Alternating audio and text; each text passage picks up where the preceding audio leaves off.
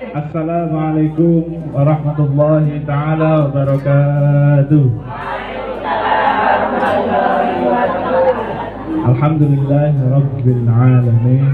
Ashhadu an la ilaha illallah al-malik al-haqqul mubin wa ashhadu anna sayyidina Muhammadan abduhu wa rasuluh shadiqul wa'dil amin. Allahumma salli wa sallim ala sayyidina Muhammad wa ala ali Muhammad, amma ba'd. Ingkang tansah kawula muliaken keluarga besar Bani Ajasmita, ing enjing menika kawula mendhet tema tentang 4 tips agar memaafkan orang lain. A'udzubillahi minasyaitonirrajim. Bismillahirrahmanirrahim. Wasari'u ila maghfiratin mir rabbikum wa jannah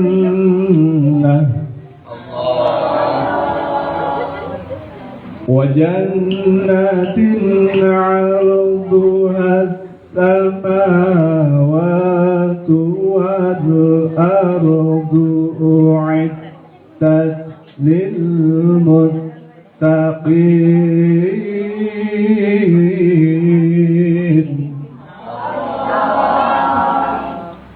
الذين ينفقون في السراء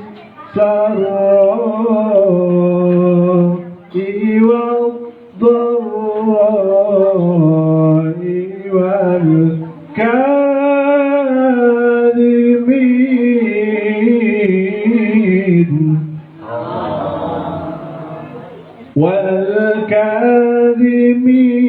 الغيظ والعافين عن الناس والله يحب المحسنين والله يحب المحسنين.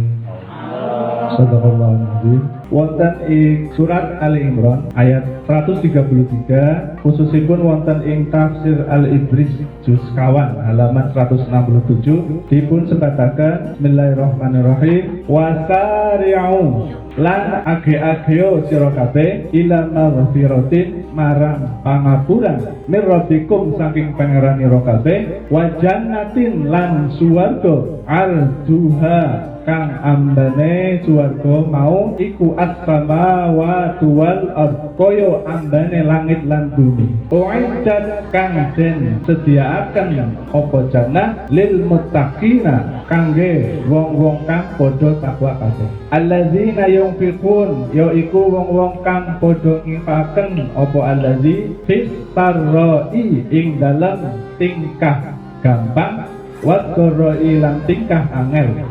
Wal kadhimina lan ngempet ay allazi al ghaidha ing muring-muring wal afina lan ngapura sapa allazi anin nasi saking menungso wal afina lan ngapura sapa allazi anin nasi saking menungso wallahu tawi Gusti Allah taala iku yuhibbul muhsinin demen Gusti Allah ing wong kang bagus-bagus kabeh.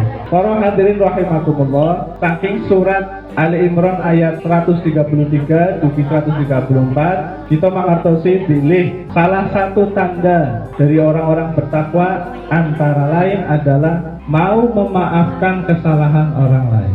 Persisnya pada kalimat wal afina anin nas lan ngapura sapa allazi anin nas saking menungso. Nah, Bapak Ibu yang saya hormati, ada cara mudah untuk bisa memaafkan kesalahan orang lain.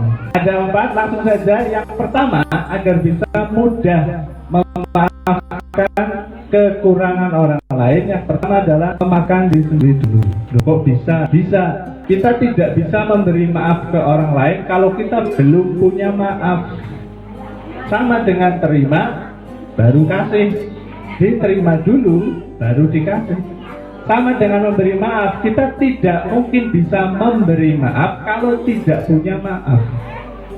Makanya harus punya maaf dulu. Jadi yang pertama adalah memaafkan diri sendiri dulu. Tujuannya apa, ibu bapak? Tujuannya untuk lebih menenangkan hati, untuk bisa lebih berdamai, untuk bisa lebih happy. Itu tujuan dari memaafkan. Yang pertama adalah memaafkan diri sendiri dulu. Kemudian yang kedua, tidak perlu memaksakan agar kita juga dimaafkan. Nah ini kadang juga tidak mudah. Aku wis njaluk pangapura ya, tapi ketone ora ikhlas ya.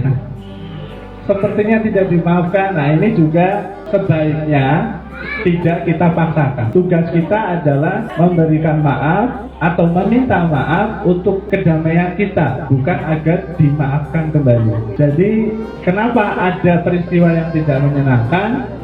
Sebenarnya peristiwa itu tidak mungkin bisa diubah, tetapi ada makna emosi yang menyertai peristiwa itu. Itu yang perlu kita terima, baru kemudian kita maafkan.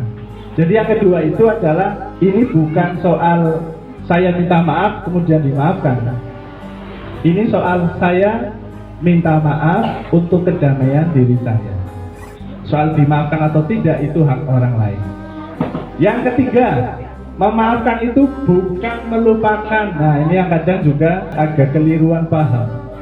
Nyong ora bisa kelalen, larang hatinya ya. Luka batin itu tidak bisa dilupakan dan tidak mungkin saya maafkan. Bahkan kadang sampai kiamat tidak mungkin saya maafkan. Nah, kadang ada yang berlebihan seperti itu. Jadi yang ketiga ini penting, Bapak Ibu. Memaafkan itu bukan melupakan. Kita akan tetap mengingat kejadiannya, kecuali lupa ingatan. Kita tetap akan mengingat kejadiannya, hanya kita melepaskan unsur emosi. Karena setiap peristiwa pasti ada amarahnya. Kita melepaskan amarahnya. Kejadiannya tidak bisa kita hilangkan, tapi kita bisa memaafkan, melepaskan emosi negatifnya. Jadi yang pertama adalah maafkan diri sendiri dulu. Yang kedua, yang penting kita sudah minta maaf. Soal dimaafkan atau tidak itu urusan lain. Yang ketiga, memaafkan bukan melupakan, tetapi melepaskan emosi negatifnya. Kejadiannya tetap nggak mungkin bisa dilupakan, tapi dilepaskan emosinya. Yang terakhir, apapun yang dilakukan orang sebenarnya itu hanyalah salah satu sikapnya. Ini yang agak sulit Bapak Ibu. Kadang nek wong suwade, kabeh dua deni ya. Sekabehane dua deni, butul umahe, butul RT RW ini, butul desane ya. Nek wis wajah iki dua deni kabeh. Butuh sedulure ya, butuh tanggane. Nah ini yang keliru. Karena tidak ada orang yang sempurna. Kita belajar memisahkan orang dengan perilakunya. Kita mungkin pernah dilukai oleh salah satu perilakunya, tapi dia pasti punya kebaikan. Nah ini yang salah satu ya, dari sekian banyak cara untuk kita biar memaafkan kekurangan, kesalahan orang lain. Tujuannya apa?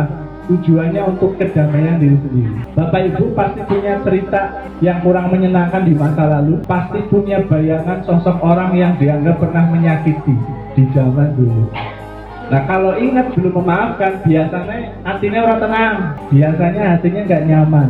Nah inilah pentingnya kita belajar untuk memaafkan kekurangan orang lain. Tujuannya apa? Untuk kedamaian diri kita sendiri. Kalau hidupnya sudah damai, insya Allah segalanya baik, sejahtera. Dan yang tidak kalah penting, kalau kita bisa damai, kita akan lebih mudah untuk bersyukur kepada Allah.